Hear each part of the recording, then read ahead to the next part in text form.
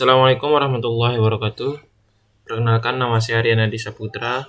Saya mahasiswa Teknik Informatika UTS 2018.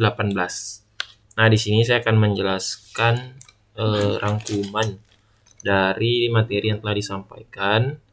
Yang pertama, variabel dan tipe data pada bahasa pemrograman Python, belajar tipe data numerik, data string, data boolean, data list, data tuple, data set, dan data dictionary di Python. Nah, untuk materi yang pertama itu di sini materi yang pertama adalah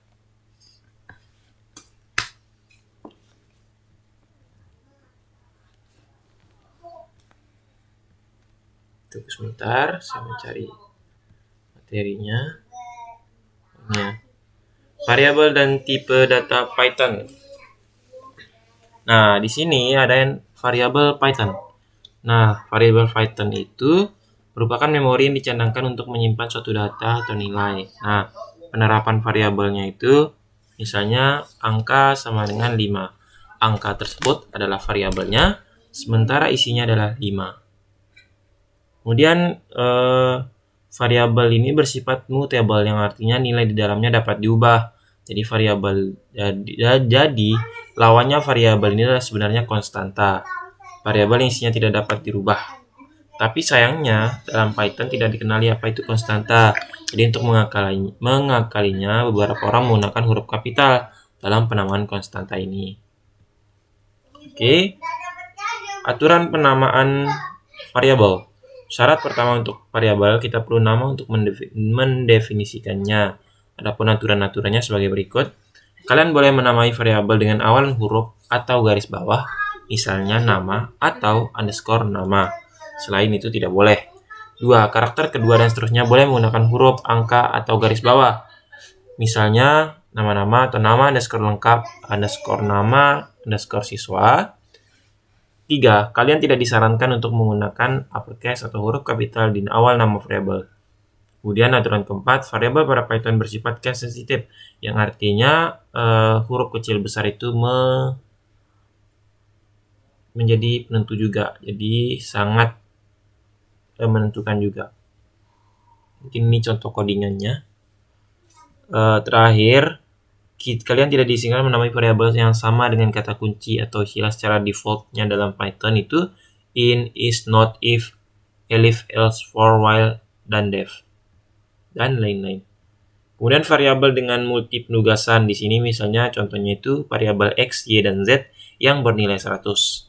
Kemudian ada x, y, z sama dengan 1, 2, 3, yang artinya x sama dengan 1, y sama dengan 2, z sama dengan 3. Tipe data. Tipe data itu memori komputer itu dapat menyimpan data dengan berbagai tipe. Nah, tipe data ini mendefinisikan atau menjelaskan jenis data atau apa yang kita inputkan ke dalam variabel menggunakan pemahaman komputer. Adapun macam-macam dari tipe Python itu sendiri, ada 6 tipe standar di Python. Tipe data numerik, tipe data teks, boolean, tipe data berurut, tipe data tidak berurut, dictionary. Nah, ke-6 tipe data tersebut memiliki fungsinya masing-masing. Nah, fungsinya itu dari beberapa tergantung dari jenisnya.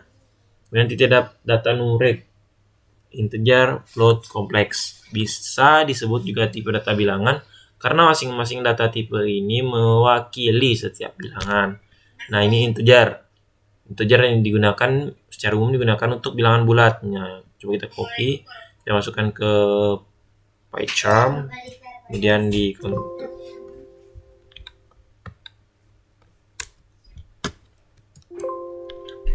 tidak bisa. Sebentar, belum kita copy.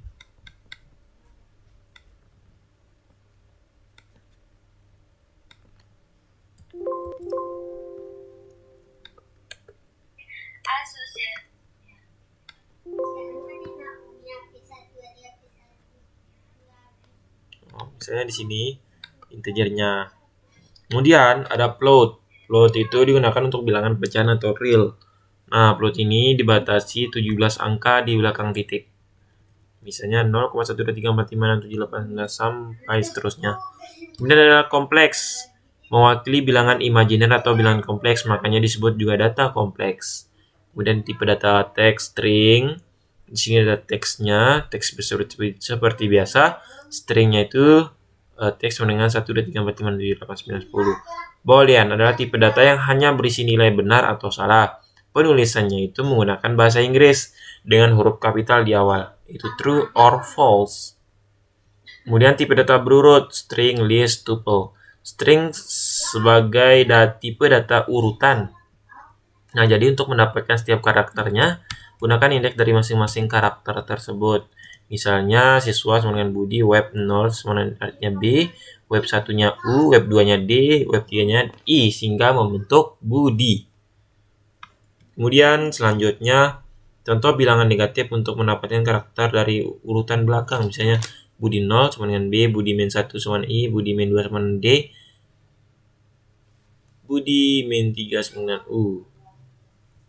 Kemudian ada list. List dikatakan tipe data berurut karena setiap anggotanya memiliki indeks yang tersusun secara urut dimulai dari 0. List bersifat mutable, yang artinya data di dalamnya bisa diubah. Anggota list bisa terdiri dari tipe data lain seperti tipe data numerik, string, boolean, bahkan campuran ketiganya. Cara untuk membentuk list gunakan tanda kurung siku di awal dan di akhir. Nah, kemudian ada tuple. Tuple sebenarnya sama dengan list, tapi tuple itu dimulai dan diakhiri dengan kurung siku. Juga tuple ini perbedaannya terdapat pada sifatnya, yang dimana sifatnya itu immutable. Artinya data yang dikandungnya tidak bisa diubah. Dan tipe data tidak berurut atau set. Set termasuk dalam tipe data yang tidak berurut karena ia tidak mengenal indeks dan anggota di dalamnya, hanya berisi data atau nilai yang unik. Apa maksudnya unik? Jika ada nilai yang sama atau duplikasi, maka set akan menghapus salah satu nilai duplikat tersebut.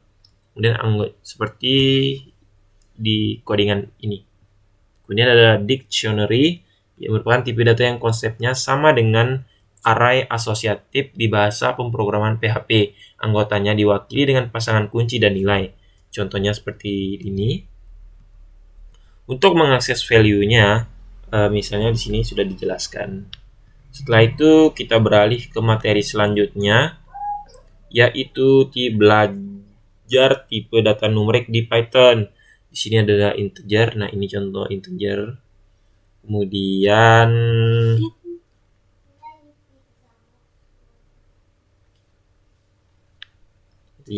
ada tipe data float. Tipe data ini mewakili bilangan pecahan atau real.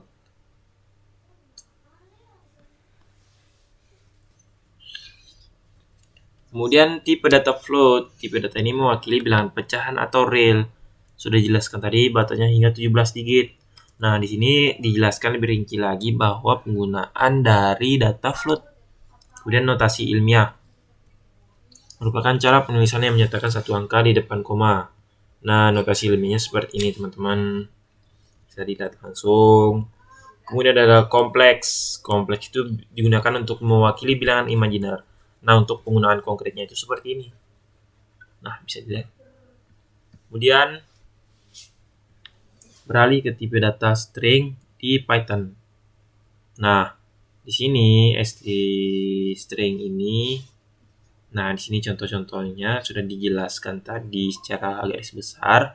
Tinggal penggunaannya. Ini string dengan baris lebih dari satu. Nah, di sini contohnya. Coba kita copy.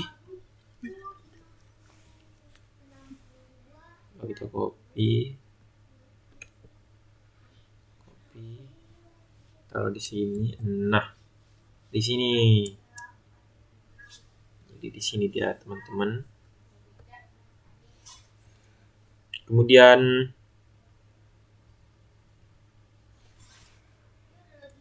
string sebagai data urutan. Nah, di sini bisa lihat selain mewakili data tipe teks, string juga bisa dikatakan dengan tipe data urutan sequence.